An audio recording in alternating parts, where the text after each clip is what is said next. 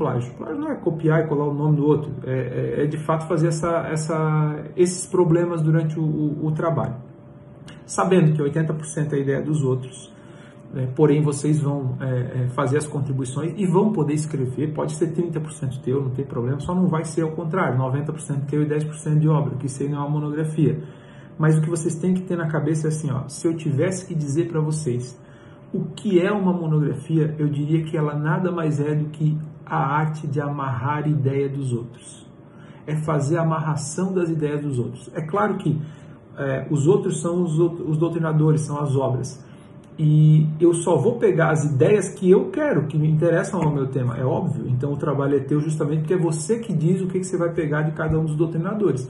Mas nada mais é do que você pegar as ideias dos outros, que você construiu e amarrou na tua cabeça, e amarrar isso dentro de um texto e construir um texto, por exemplo, um tópico que fale sobre determinado assunto. A ideia de como escrever seria assim: eu quero falar sobre o que é o direito penal. Eu pego lá 5, 6, 10 livros sobre o direito penal, Nutt, Bittencourt, Rogério Greco, enfim, qualquer um menos Mirabete, Capes, esses mais ruins aí, Kleber Masson, enfim, eu pego esses livros, leio sobre o assunto. E depois eu digo assim, olha, para o Masson, direito penal é tal coisa, para o Nutt já é tal coisa, para o Bittencourt é tal coisa, para o Greco ele ressaltou, ele tem a tal faceta assim, assim, assim. Isso é uma monografia. É você ler e fazer a ligação para quando o leitor for ler o teu tópico, ele diz assim, poxa, olha só, o Flávio mostrou que para o trabalho dele, direito penal é o que diz o Masson, o Nutt, o Bittencourt e o Greco. Entenderam? Essa que é a ideia de uma monografia. Aí o que eu fiz? Eu escolhi dentro de algumas das monografias que eu tenho aqui dos meus alunos, um texto que eu acho que não tem muito a ver com o trabalho de ninguém, até para não ter problema, que é do ano passado, que é da Morgana, que ela falou sobre, pegou um tópico lá, e ela falou sobre distinção de princípios e regras. Todos aqueles que precisarem trabalhar princípios, eu vou pedir para fazer alguma coisa assim nesse sentido. Mas eu peguei um texto curto, assim, um tópico curto, com 3 obras, que ela construiu dentro de uma lógica que eu acho que é uma lógica adequada, entende? Sob o ponto de vista estético, sob o ponto de vista de contribuição, sob o ponto de vista de fundamentação, e sob o ponto de vista que o leitor vai fazer essa leitura, seja o avaliador, seja qualquer aluno que estiver fazendo essa leitura, ele vai entender. E ele vai ver o seguinte, que não é ela que está dizendo o que é princípio e regra, ela está utilizando as obras dos outros para fazer essa amarração. E aí dentro desse texto de 2 páginas, eu quero que vocês percebam comigo e acompanhem comigo alguns dos pontos que são dúvidas de como escrever a monografia. Então ali nesse slide de vocês, eu fiz assim paisagem para poder contemplar as notas de rodapé para que eu falasse na mesma língua. Ó, na página tal está assim, na página tal está assim. Tem lá 1.1, distinção entre princípios e regras. Nós vamos descobrir aqui o que é texto dela e o que é texto inspirado em autor e que tipo de citação foi utilizada. Então ela fala assim, ó, a definição da palavra princípios no ordenamento jurídico deve ser entendido como uma diretriz responsável por auxiliar o legislador a compreender melhor o ordenamento jurídico, fundamentar decisões e analisar sobre uma ótica imparcial cada caso concreto. Ponto. A princípio, esse seria uma lógica de um texto dela. Porém, quando a gente vê ali, Amorim dispõe que, dá para perceber que ela escreveu a definição da palavra com base no Amorim. Porque o Amorim é que deu essa definição, não foi da cabeça dela que saiu a definição da palavra princípios. Vai falar assim, ó, Amorim dispõe que as colisões de princípios devem ser solucionadas de maneira totalmente distinta. Quando dois princípios estão em colisão, um dos dois tem que ceder ante ao outro. Mas isso não significa declarar inválido o princípio desprezado, nem que no princípio desprezado haja que ser introduzida uma cláusula de exceção. O que vai determinar qual princípio que deve ceder serão as circunstâncias. Isso quer dizer que, nos casos concretos, os princípios têm diferentes pesos e que prevalece o princípio com maior peso. Mais ou menos o que a gente está vendo aí na nossa limitação de ir e vir aí, é uma colisão de princípio fundamental. Assim, observa-se que quando 2 princípios estão em colisão, um dos 2 sobressairá sobre o outro. Porém, isso não significa que o princípio que não se destacou é inválido. Significa apenas que não assegura circunstâncias necessárias para aquele caso. Até poderia, né? Não assegura as circunstanciais. Faltou um acento e faltou um S ali. Para vocês verem que nenhum texto é 100%, mesmo tendo lido várias vezes, tendo corrigido, ainda passou esse detalhe, né? Esse parágrafo até o ponto, para aquele caso, ele parava aqui, ele tinha um enter. Só que eu puxei para cima para colocar na nota aqui. Mas e aqui vocês podem ver aquela prática do sanduíche que eu costumo dizer.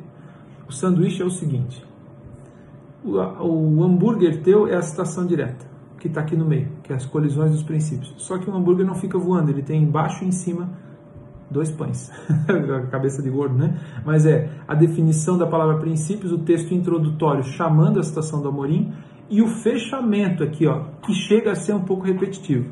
Assim, professor, mas ficou repetitivo, porque ela não fala nada mais do que o que está na citação. Sim, exatamente, ela não descobriu a roda, ela simplesmente comentou o detalhe mais importante da citação, é que os 2 princípios, um sobressai sobre o outro, porém não tem aquele que é mais importante do que o outro. Aqui é um texto de uma citação direta sendo trabalhada. Se ela tivesse feito uma citação indireta, ela teria transformado tudo isso aqui numa paráfrase, vamos imaginar assim, falando sobre a definição dos princípios, falando sobre a colisão deles, falando sobre uma coisa só, e aí colocava lá a notinha do Amorim. Ou colocava antes o Amorim, conforme o Amorim tal coisa, ou então só escrevia e colocava uma notinha no final, colocando o Amorim, que já dava para entender, então, que aquilo ali era uma paráfrase. E aí continua, dentro desse mesmo tópico.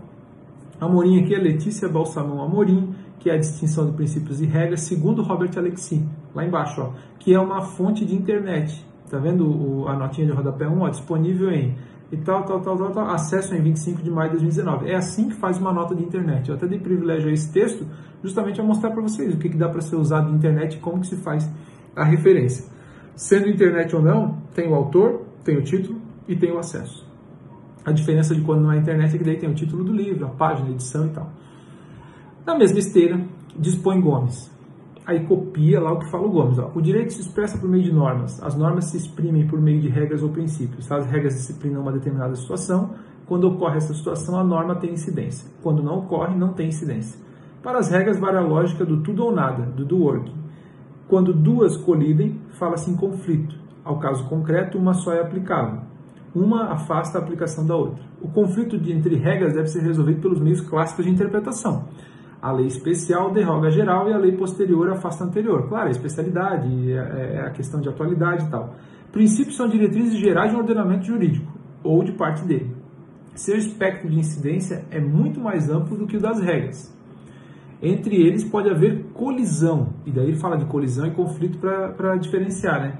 Não conflito. Quando colidem, não se excluem, porque quando existe conflito, se exclui. A mais específica exclui a mais genérica. A colisão não. A colisão não exclui. Como mandados de otimização, que são, como diz o Alexy, sempre podem ter incidência em casos concretos, às vezes concomitantemente 2 ou mais deles. E daí ele quer dizer, o Luiz Flávio Gomes aqui, que é seu respeitadíssimo, também falando de princípios e regras e também trazendo do working Alexy ali.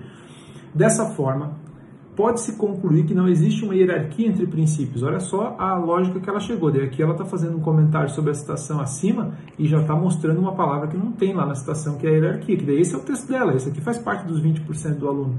Entretanto, cada situação está munida de sua particularidade, e não são todos os princípios e direitos que se aplicam ao mesmo caso, devendo ser escolhido aquele que melhor se enquadra ao fato discutido. Já a norma é considerada válida ou não, será aplicada ao caso concreto, o correspondente. O princípio não funciona de maneira tão simples e por isso exige maior sensibilidade em sua aplicação. Esse é o texto todo do aluno, isso aqui é a parte do aluno na construção do trabalho. De repente aqui ficou com umas frases meio que poderiam ser menos cansativas, assim, né? Já que na norma tal, daí já começa outra frase, daqui a pouco uma frase com outro ponto, poderia melhorar um pouquinho a gramática, por isso que eu sempre escolho um texto para mostrar para os alunos que não é um nota 10. Porque na realidade nota 10 depende de quem está lendo. Hoje pode ser, mas amanhã eu posso ler e achar que está um pouquinho, que poderia ter alguma alteração. Mas isso aqui é uma questão de estilo de cada um, da escrita de cada um. E aí vocês vão dizer assim, professor, como é que eu vou fazer para ter inspiração para escrever? Onde é que eu tiro as palavras de início, de fim? Meu amigo, para escrever só tem uma solução, lendo. É só a leitura que te faz criar vocabulário e tudo mais. Eu vou colocar também aqui para vocês um materialzinho que eu vou até anotar aqui no papel para não esquecer, ó, né, que é o material de início de frases. O que é isso? É um material que eu recebi ali um tempo atrás e eu uso lá no estágio, na monografia também, de algumas expressões gramáticas ali para tu iniciar, terminar, concluir alguns parágrafos, uma página em Word lá. Por Porque assim, ó, se o teu texto começar sempre assim, ó, nas palavras do fulano, e disser dessa forma e for sempre do mesmo jeito, vai ficar um pouco esquisito, mas gramaticalmente está correto. Então a ideia é você tentar ter uma pluralidade de palavras para começo, para fim, para ligação, para você ir variando entre elas, né? Cada um tem um jeito de escrever. Só procurar não inventar palavras, né? Mas aquelas que são aplicáveis ao caso. Então aqui nós temos nesse segundo pedaço aqui do texto o comentário da citação do Gomes, que é uma citação direta que foi feita acima. Agora começa uma outra situação que aqui, ó, uma outra sugestão minha. Poderia ser um pouquinho melhor? Poderia. Ávila dispõe que? Eu poderia, de repente, não fazer uma frase tão curta, né?